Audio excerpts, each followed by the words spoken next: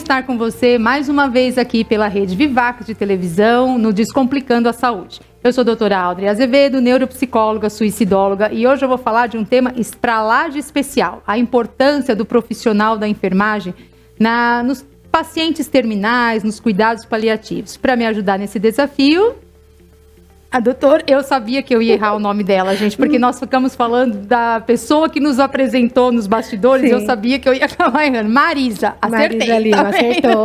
Tudo bom, Marisa? Tudo gratidão ótimo. Por ter aceito o nosso convite. Em primeiro lugar, eu vou pedir para que você se apresente, aí a gente vai começar com o nosso bate-papo. Olá, pessoal, eu sou a Marisa Lima, sou pós-graduada em cuidados paliativos, entre outros tantos, e trabalho com esse tema no meu dia a dia. E vim compartilhar com vocês um pouco dessa experiência diária, que não é muito fácil, mas é necessária para todos, né? Para todos, pra né? todos. Doutora? Me fala uma coisa, o primeiro de tudo, eu sempre adoro fazer essa pergunta, o que te levou a se especializar nos cuidados paliativos, nos pacientes terminais, ali nessa parte? Uma experiência própria vivida, sabia? Mas é assim. É sempre assim. Bom, eu estava cursando ainda a graduação. Meu pai foi meu primeiro paciente. Não tinha nem ido para estágio ainda. E foi uma época que foi no mesmo ano que cuidados paliativos chegou aqui no Brasil. Mas sem nenhuma definição, somente assim... Foi o ano alguma passado, coisa doutora, importada, assim. né? Alguma coisa importada, um modelo importado, mas não adequado ainda aqui. E aí, um belo dia disseram para mim assim... o tempo da doença foi em torno de 8 meses. Quando ficou realmente incompatível com a vida, eu voltei ele para o hospital. Até então, ele em cuidados paliativos em casa. Mas olha só, eu nem entendia que quando eu entrei com o pedido de quimioterapia paliativa, eu não entendia o que era isso. Eu alimentei muita esperança que a quimioterapia fosse sair. Até hoje, nunca chamaram. Mas eu não entendi essa palavra paliativa. Enfim, aí o médico chegou e disse assim, olha, nós temos que manter a dignidade, seu pai não pode sentir dor. Então, assina aqui que nós vamos dar um remedinho para ele, só dormir e ficar confortável. Eu assinei. Passou 1, 2, 3 falar dias. De dor, né? Fala que o pai não pode sentir dor. Sim, 1, 2, 3 dias eu vi que não mudava o quadro. Mas os parâmetros dele estavam ok, mas ele não acordava. Eu procurei o médico e disse para ele assim, mas escuta, quando ele vai acordar? Aí ele disse para mim assim, não, você não entendeu. Eu falei, não, vem cá, como que eu não entendi? Não, essa sedação chama-se M3 e é para ajudá-lo no processo de morte. Meu mundo caiu. Eu fiz terapia 2 anos depois disso. Não acredito. Porque ele tinha 64 anos na época. Ele era lúcido, consciente. Eu fiquei com aquilo que eu tinha que ter dado a ele, o direito de escolher. E eu me lembro do olhar dele pra mim, antes disso, tipo assim, eu vou chorar, né? Então aí a gente vai vendo erros. Por exemplo, durante todo o tempo da recuperação, isso pode te parecer muito estranho, durante todo esse tempo, eu disse a ele assim, pai, o senhor tem que se alimentar, o senhor tem que cair de cabeça na reabilitação, porque daqui a 6 meses o senhor vai fazer a cirurgia de reconstrução. Amém. Eu sabia que ele não ia fazer. Sim. E aí depois que eu fui estudar cuidados paliativos, eu caí em mim, que foi a pior coisa que eu podia ter feito. Vamos fazer um parêntese aqui, doutora. Explica para o nosso... Descomplica, que é o nome do programa, né? Descomplica para o nosso público o que é a palavra paliativa, né? O que são cuidados paliativos? Então, cuidados paliativos são cuidados especiais que devem ser dados a pessoas que têm doenças degenerativas e incuráveis. No entanto, quando a gente fala de cuidados paliativos, nós não falamos de morte, nós falamos de vida. Sim. E isso é uma questão muito difícil, porque quando a gente aborda a família, nós quase apanhamos. Porque a família não tem esse conhecimento, né? Então, cuidados paliativos não é divulgado da forma que tem que ser. Então, existem pessoas que até se ofendem ou tem aquela coisa da negação. Não pode ser. É porque a gente tem na ideia assim, né? Chegou nesse ponto, pronto, já. Não, então, assim, já vão gente, matar a pessoa que tá lá. Gente, um paciente com Alzheimer, que o processo pode ir até 9 anos, 10 anos, ele está em cuidados paliativos. Né? Isso não quer dizer que ele tem uma sentença de morte. Isso quer dizer que o foco tem que mudar, né? Então, a família e o próprio paciente, ele tem que decidir. Se ele estiver consciente, é muito importante que ele participe, porque as escolhas dele são importantes, né? Então, assim, muitas vezes eu tive um paciente ontem que foi entubado. Eu sei que seria a última coisa que ele ia querer no mundo, mas ele não deixou o bendito do testamento vital. Então, a família... porque a família... E no caso, o testamento vital... O testamento vital é um documento onde você expressa a sua vontade, né? Então, não seus bens, a sua vontade. Ali. Gente, todo mundo tem que fazer um testamento vital. Porque os nossos seria o desejo, amores, o que você quer que faça quando você não tiver mais em condições de decidir por si só. Sim, os nossos amores, os nossos amados, eles vão decidir conforme a percepção deles. Sim. Não conforme o nosso desejo. Eles vão tentar fazer o melhor. E é respeitado, doutora. É respeitado. Eu falei aquilo, não interessa o que meus familiares, meus, né? Não, e isso é muito importante, inclusive para a equipe, porque a equipe médica, ela não pode fazer nada sem esse documento. Então, assim, se tiver em ambiente hospitalar, for necessário entubar, vai entubar. A não ser que tenha esse desejo. Porque tem muita questão, registrado. às vezes, da religiosidade, Exatamente. não pode receber sangue, Exatamente. E aí tudo isso, se não tiver nada, segue o protocolo. Segue o protocolo. Se tiver, aí... Porque senão a própria equipe responde, né? Agora, se tiver, ok. Se tiver, ok. Entendi. Olha eu com o papel. Vocês entenderam? Descomplica aí pra mim. E é isso. Então, assim, o que é muito importante em cuidados paliativos? A comunicação compassiva. Isso é muito importante. A equipe de apoio, ela tem que ser muito mega esclarecida. Porque não pode ser mais um a chorar junto.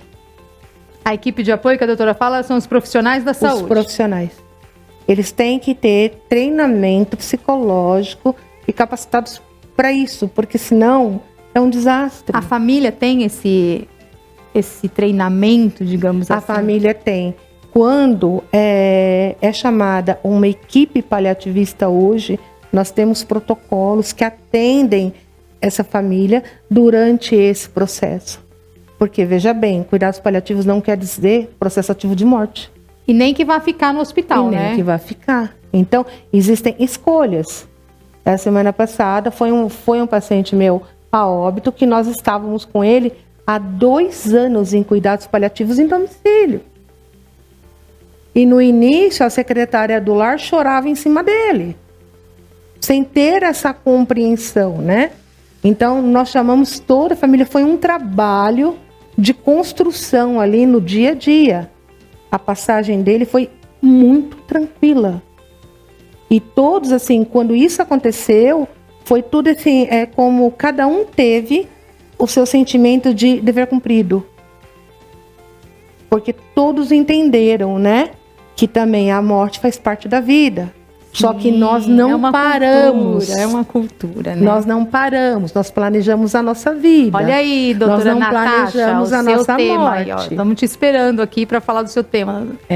Por exemplo, você já planejou como você quer terminar os seus dias? Olha, Áudrey, vou falar por mim, Áudrey, né? Não planejei e também não, porque, sei lá, espiritualista como sou, não tenho medo. Sim. Então, assim, eu sempre falo assim, eu não quero dar trabalho, sabe? Assim, mas isso é uma coisa minha, que não tem como a gente prever. Mas é uma questão assim, sabe? Vou ser doadora, não vou ser doadora, vou avisar minhas filhas que eu sou, meu esposo que eu sou, preciso deixar lá avisado. É uma coisa que eu preciso fazer, porque eu tenho essa consciência de que... Com quantos anos você Se você fosse colocar Se eu pudesse... isso no seu planejamento, como você colocou a sua vida. Se eu pudesse, assim, falar assim, olha, eu quero partir para outro plano, tá? 96. Sim. Coitada da minha família. Só a pensar, tá? Só a pensar, tá? Primeiro, quando você diz que você não quer dar trabalho, todos vamos dar trabalho. Sem todos. Dúvida, doutora. Só que o que a gente tem que ter em mente Depende que tem que ser um trabalho né? gostoso. Exatamente. Que aí não é trabalho, né? Sim. E 96 anos. O que você faz para isso? 46. O que você faz para isso? Entende? É diferente a questão de envelhecer e ter longevidade para morrer bem. Sim. Uma vez que a morte faz parte do ciclo da vida. E nós tínhamos que ter essa consciência, né? Que assim, da mesma maneira que nós planejamos, por exemplo, eu quero morrer, assim, se eu pudesse escolher, com 90 anos, tá? O que eu faço no decorrer da minha vida para chegar lá? E como eu quero chegar lá? Como eu pretendo chegar lá? Porque não adianta chegar lá sem qualidade de vida. Tá, mas para isso eu faço exatamente o quê? Quantas horas por dia eu trabalho? O quanto eu me estresso? O quanto eu vou em prevenção? O quanto eu me dedico à minha família? A gente só vai pensar isso quando precisa da... Exatamente. E muitos só têm essa consciência, tanto familiar quanto o paciente, quando ele bate nos cuidados paliativos. Então, por isso é a importância de organizar todo esse pensamento para a família e para o paciente, para a pessoa, né? Para que ele não sofra mais com os arrependimentos colhidos pela vida. Sim. Se eu soubesse, eu teria feito isso. Quando eu lhe disse, no começo, que eu errei quando eu disse para o meu pai que eu alimentei falsas esperanças, que ele fosse ter mais tempo de vida. Eu acho que é um dos maiores erros que nós cometemos. Porque se você sabe, imagina que você tivesse 4 semanas de vida. E eu tenho essa consciência. O que você colocaria como prioridade para resolver? Com certeza não seria nada do que a gente está colocando Exatamente. hoje. Absoluta Aí quando a certeza. gente pega e fala para a pessoa, não, isso vai passar, sendo que nós sabemos Tirou que não vai passar. Dela. Você tirou o direito dela.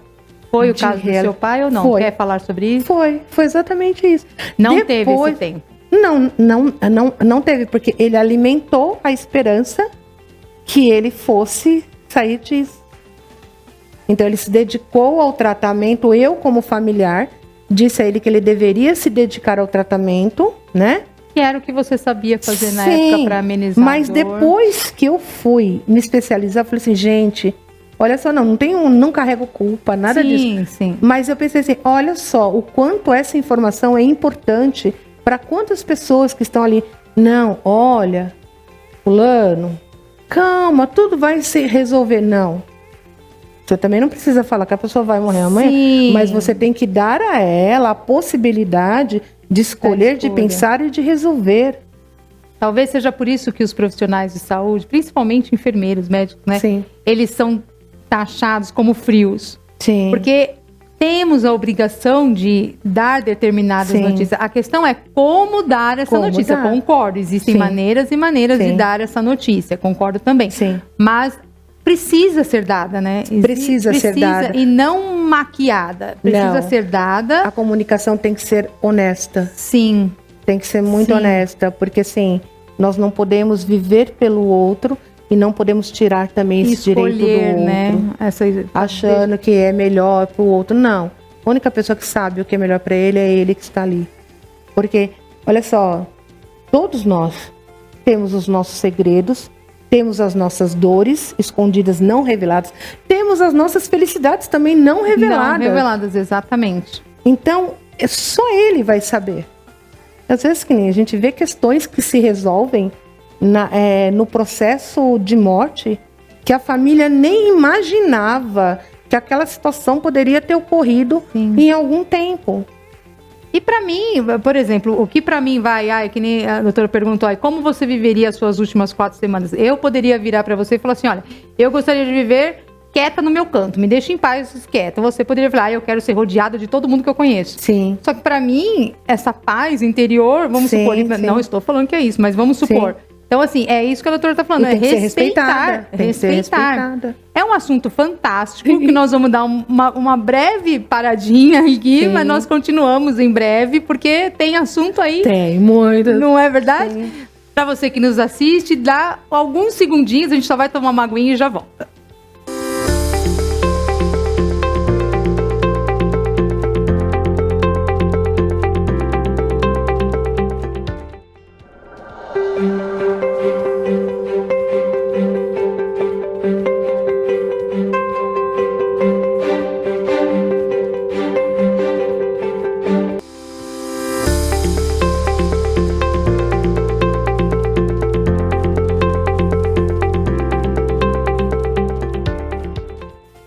Estar de volta aqui com vocês pela Rede Vivac de televisão no Descomplicando a Saúde. Eu sou a doutora Audrey Azevedo e hoje comigo aqui para falar de um tema importantíssimo, a importância do profissional da saúde, da enfermagem, nos cuidados paliativos, no paciente que necessita dos cuidados paliativos. Sim. Doutora, uma questão que para mim vai ser novidade, então eu acredito que para muitos que nos assistem também, quem é o profissional apto a estar nessa equipe de cuidados paliativos e do que essa equipe é formada, de quais profissionais?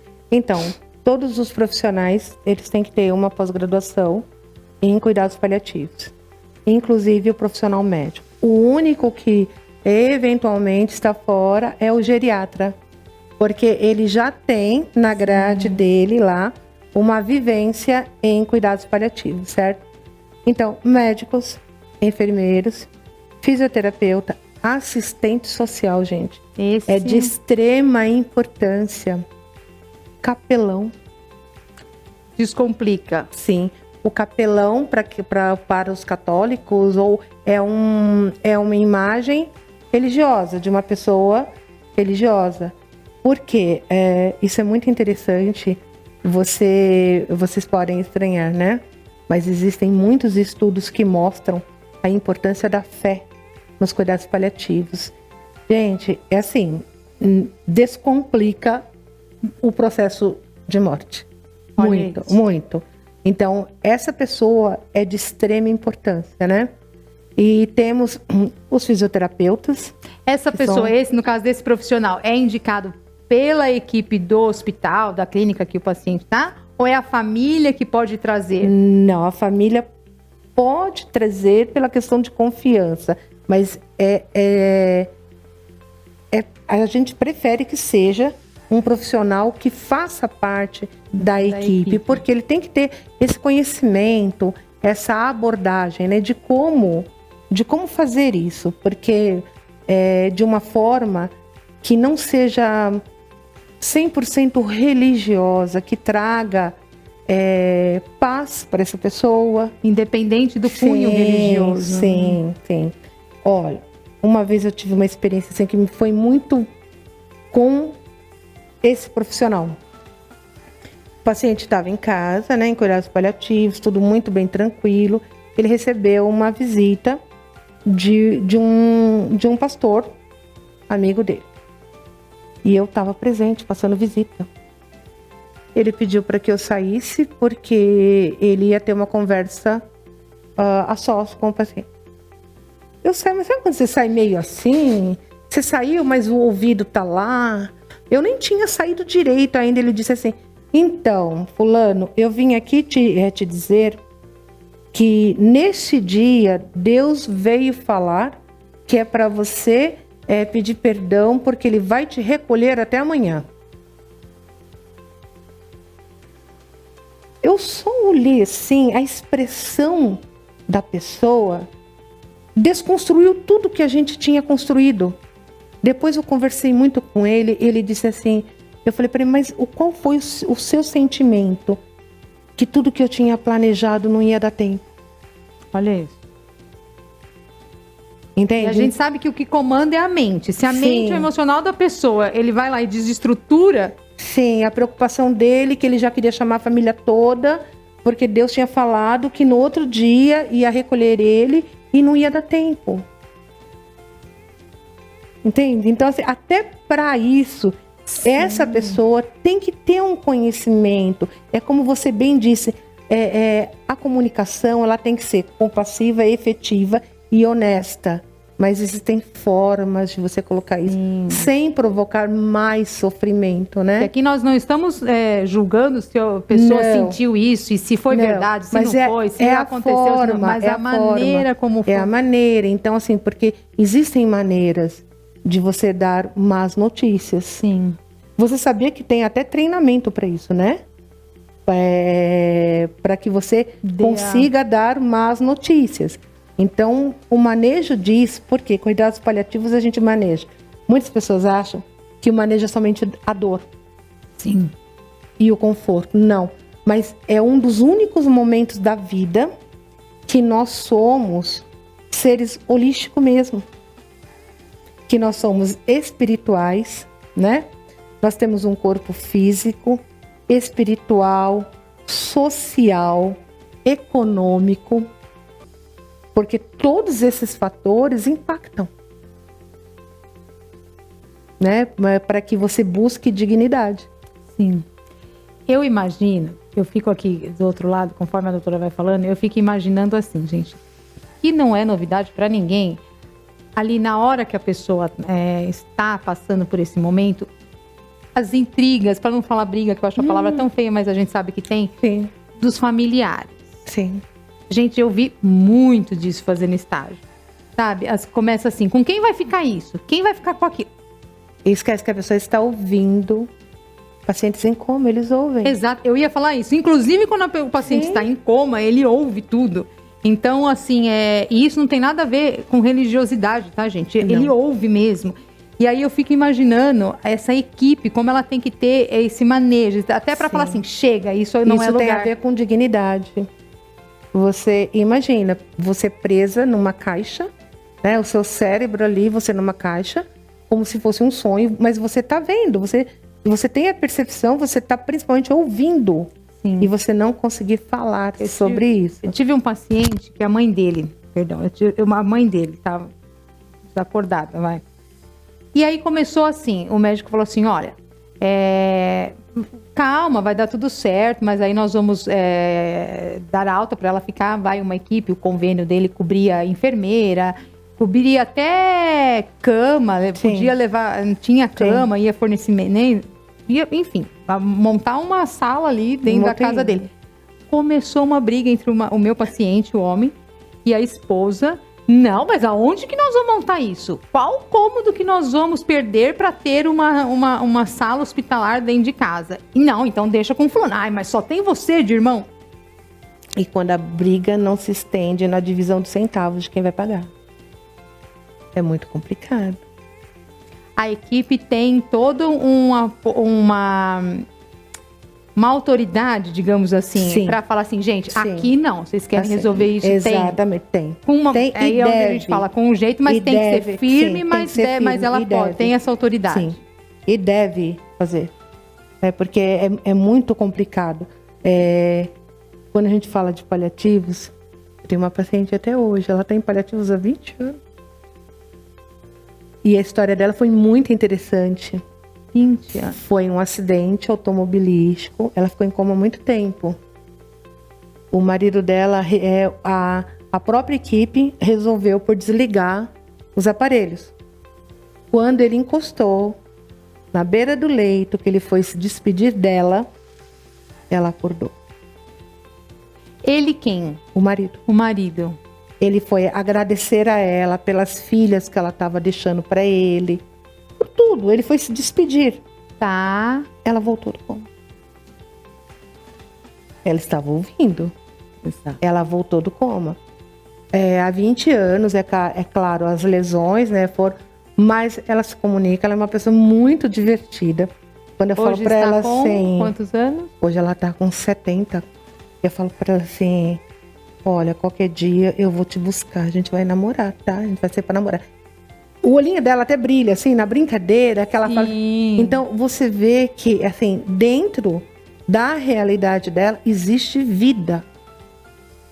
A família muito, muito adaptada. agora também talvez seja um diferencial, são nipônicos. Então, a família, muito, gente, não tem essa coisa de... eles vivem um dia de cada vez com muita felicidade, muita agradecimento, mas com a consciência que amanhã pode não acontecer, pode não estar mais. Então, assim, quando a gente fala de paliativo, é isso. Você tem que viver, não discuta a morte. Porque, afinal de contas, qual de nós aqui tem a garantia que vamos estar vivos amanhã? E por que a gente fica perdendo esse tempo todo tão precioso? Exatamente. Isso não é garantia. O que é diferente é que a pessoa tem uma estimativa. E eu vou perder esse tempo. Eu vou esperar ter uma estimativa para depois viver. E quando a pessoa ou a família tem essa estimativa, ela vai perder pensando, organizando o velório, organizando a partilha de bens, organizando... E a pessoa, e o paciente, entendeu? Escuta, você quer fazer o quê? Né? Nesses últimos tempos. O que era para ser o mais ouvido é o menos ouvido. É o menos ouvido, hora, né? E é o que tem menos poder de decisão. Em um momento também decorrente da enfermidade do meu pai, eu fiz também um curso rápido, né? De cuidador. E eu vi que tinha ali os cuidados paliativos. Não, mas no meu caso não foi para caso profissional, nada. Foi pelo meu pai mesmo que eu queria, né, entender. Os cuidadores, nesse caso, também são treinados. São treinados. E assim, eu ainda ouso a dizer, cuidados paliativos é um talento. É um talento, porque dentro desse universo do cuidador, a gente tem o cuidador infantil, o cuidador de puerpério. Olha a diferença de você cuidar de um recém-nascido e de alguém em cuidados paliativos. E lembrando também que hoje se fala muito pouco disso. É até uma coisa assim que a gente devia refletir. Nós todos, quando a gente fala de cuidados paliativos, remete sempre a alguém de meia idade para frente. Mas as crianças, temos muitas crianças, né? E os cuidados paliativos com criança é uma coisa extremamente gratificante. Eu imagino. Primeiro, eles não têm essa concepção da morte. Eu ia falar isso. Primeiro, por conta da inocência deles, da alegria, da vontade. Por mais debilitado, da vontade que eles têm de viver. Você vê eles consolando os pais. Mais ou menos assim, mãe, eu tô bem. Mas, não, mãe, eu tô bem.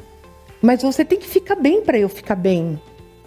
E aí você para, mas por quê? Eles não criaram ainda esse conceito que nós trouxemos pelo decorrer da vida inteira. Exato. Que nós seríamos eternos. Exatamente. E não tem os vícios, as paixões, os apegos, exatamente. Você sabe que enquanto a doutora estava falando, eu estou aqui pensando, e sinta-se já convidada para retornar, para a gente falar, porque tem as dietas paliativas nessa hora, tem toda uma dieta. Sim.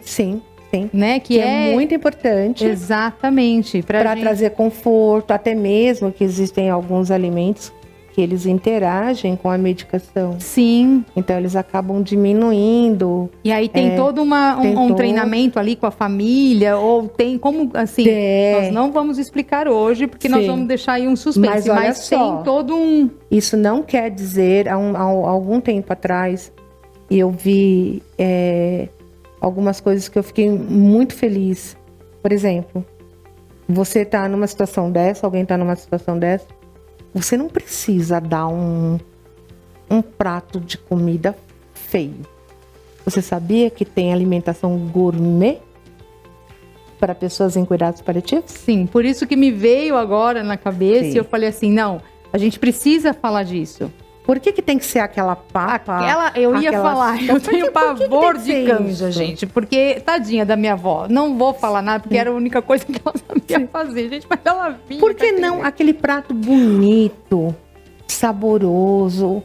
É escolher, são as escolhas. Por que tem que ser aquela coisa...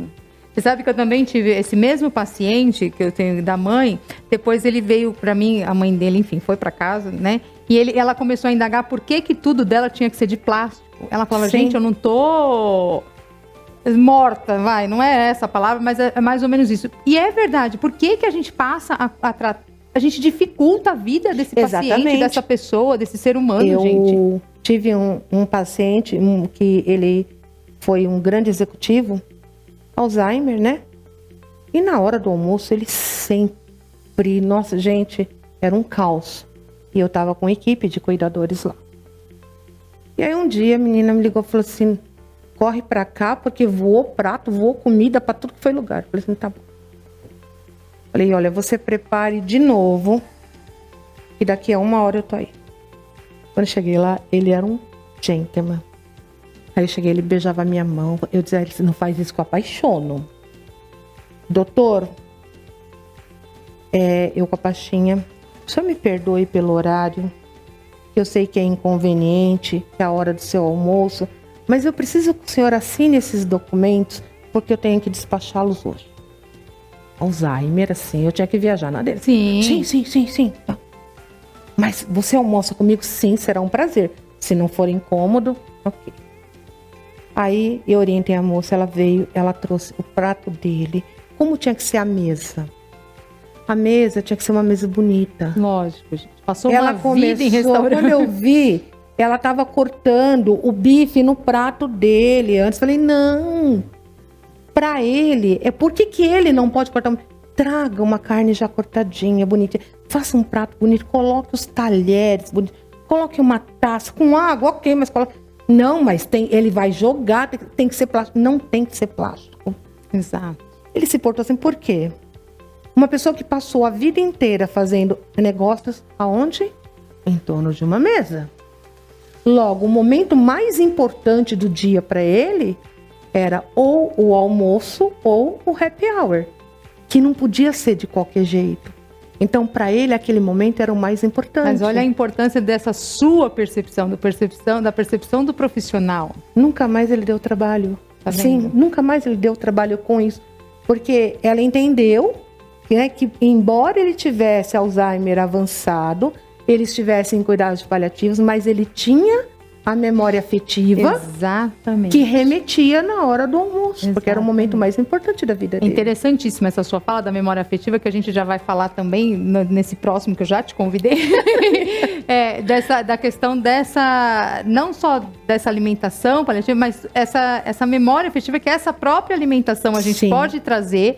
Sim. É lógico que adaptada de acordo com a condição do paciente, mas tem condições da gente melhorar esse emocional da pessoa, Dignidade, exatamente, para que ela, sim, viva com dignidade, Sim. seja lá 1 ano ou 10 anos, Não ou importa sei lá, o tempo. mas não interessa, ou um dia, Sim. mas que ele seja tratado, pelo menos com dignidade. Eu estava conversando, antes de começarmos aqui, com outra convidada, sobre o café. Exato. Gente, que assim, que as pessoas perdem em cliente porque vai servir café no copinho. Café é na xícara, porque o sabor é outro. Não adianta falar que a marca do café é ruim. Não. Tem coisas assim que a gente vai Exato. na questão afetiva Exato. mesmo. Lá, então assim, passa a se tornar um momento de prazer. Sim, sim. Né? E comida tá muito ligado a isso. Sim. Sinta-se convidada. Eu discorreria aqui mais algumas horas e dias, Sim. mas Não como o nosso podemos. tempo não dá, mas por favor, sinta-se Não convidada para a podemos. gente falar grande sobre prazer. isso. Podemos até trazer essa outra convidada, Sim. Débora já está sendo convidada, Sim. porque tem muito a ver. Então ela Sim. fala dessa importância também, Sim. como nutróloga, e a doutora entra nessa parte Sim. de adaptar essa alimentação nesses pacientes. Doutora, gratidão imensa Eu que agradeço muito pelo convite, aceite. Já estou lhe convidando novamente, Eu por que favor. agradeço muito.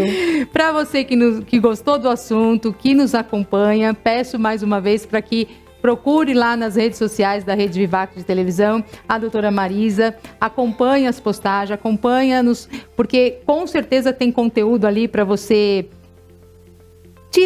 ter muito conhecimento, ter Sim. muitos despertares, Trazer pra vida. trazer para a vida, ter muita consciência ali. Sim. Só nas postagens, porque eu costumo falar assim, as postagens diárias hoje em dia, para quem gosta mesmo, para quem busca, Sim. é uma terapia, só de você ler. Sim. Eu, pelo menos, faço da minha rede social assim, é todo dia ali colocando alguma coisa Sim. que a pessoa, quando olhe, eleve, ela Sim. aprenda, some com alguma coisa, porque de coisa ruim a gente já tá Nossa. cheia. Vamos dar uma misturada Vamos dar um nisso, brilho uma nisso. descomplicar. Exatamente. Então, nos procure, nos siga através da rede Vivac Televisão e gratidão e nos que aguarde agradeço. para mais aí, que ela com certeza vai voltar. Gratidão. Muito obrigada.